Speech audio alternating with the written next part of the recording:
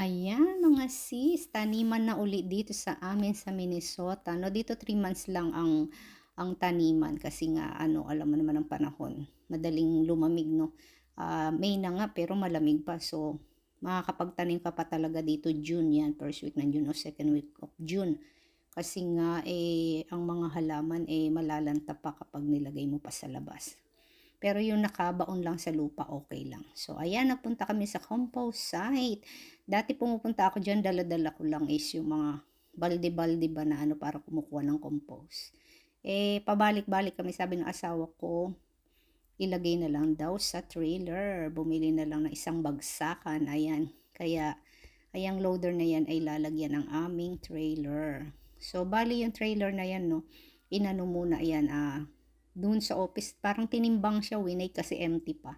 Tapos pagkatapos ng ano yan, i-we-weight uli yan 'pag may laman na. May laman ng mga ano, lupa. I-we-weight uli nila yang empty na trailer na yan. So ayan. Bali napakamura lang ano kung iko-compare sa tindahan. Kasi sa tindahan yan mahal yan, yung sako-sako, depende pa kung ilang pounds yung bibilhin mo. Ito, yung isang load na yan, binayaran lang ng asawa ko na mahigit $21.